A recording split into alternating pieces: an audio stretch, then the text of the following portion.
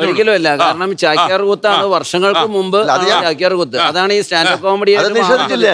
അതിനുശേഷമാണ് കുഞ്ചൻ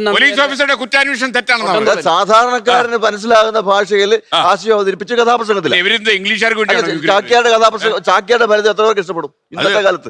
ആസ്വദിക്കുന്ന ആളുടെ വിവരം അനുസരിച്ചിരിക്കും. ആ വിവരം ആ നിലവാരം അവതരിപ്പിക്കുന്നവരുടെയും കുറഞ്ഞു, ഇത് ആസ്വദിക്കുന്നവരുടെയും കുറഞ്ഞു. അതാണ് അങ്ങേക്കൊരു മറുപടിയുണ്ട്.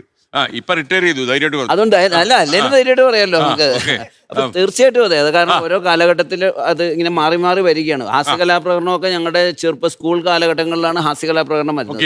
പിന്നീടാണ് 3 മൂട്ടകൾ എന്നൊക്കെ പറഞ്ഞ് കൊതുകുനാണപ്പിനും സംഘമൊക്കെ വരുന്ന കാലഘട്ടം. പിന്നീടാണ് ഈ കലാഭവൻ 76 മുതൽ വർക്കിച്ചമ്പേട്ട ഏത് പരിപാടി ഉണ്ടെങ്കിലും ഇടയ്ക്കൊരു മിമിക്രി വേണമെന്ന് കാലഘട്ടം. പിന്നീട് ഒരു 81-ലാണ് ഞങ്ങളെല്ലാം മിമിക്സ് പരേഡ് എന്ന് പറയുന്നത് ഞാനും സിദ്ദിഖും ലാലും അൻസാറും റഹ്മാനും വർക്കിച്ചമ്പേട്ടയായിട്ട് തുടങ്ങുന്നത് 81 മുതൽ. പിന്നീട് ഒരു കാലഘട്ടത്തിൽ ഏത് പരിപാടി നടത്തിയാലും ഇതിൽ ഈ കോമഡി ഇല്ലാതെ ഈ ഡാൻസ് നടത്തിയാലും ഇടയ്ക്ക് രണ്ടുപേരുടെ മിമിക്രി വേണം എന്ന് പറയുന്ന ഒരു കാലഘട്ടത്തിലോട്ട് മാറി എന്നുള്ളതാണ്. ഓക്കെ, ഞാൻ വരാം. മധു പിന്നെ പറയേ, അദ്ദേഹം നിങ്ങളുടെ സുഹൃത്തായ ഒരുമിച്ച് ഒരേ വേദി കഥ പറഞ്ഞിട്ടുണ്ട്. എന്റെ ഹാസ്യ കഥാപ്രസംഗം ആദ്യം അടികൊണ്ട് വീണത് രണ്ടുപേരും വീണില്ല, രണ്ടുപേരും പൊളിക്കടിക്കട്ടെ. ഫലിതത്തിന്റെ നിലവാരം കുറഞ്ഞു എന്ന് അദ്ദേഹം പറഞ്ഞു. അത് പറഞ്ഞു ഫലിതത്തിന്റെ നിലവാരം കുറഞ്ഞു എന്ന് പറയുമ്പോൾ അങ്ങനല്ല സാർ. കുറഞ്ഞില്ലയോ? കുറഞ്ഞിട്ടില്ല. കാരണമാണ് എന്റെ ജീവിതം തന്നെ. അദ്ദേഹം ഉദ്ദേശിച്ച ആശയം എനിക്ക് മനസ്സിലായ വേറൊന്നുമല്ല.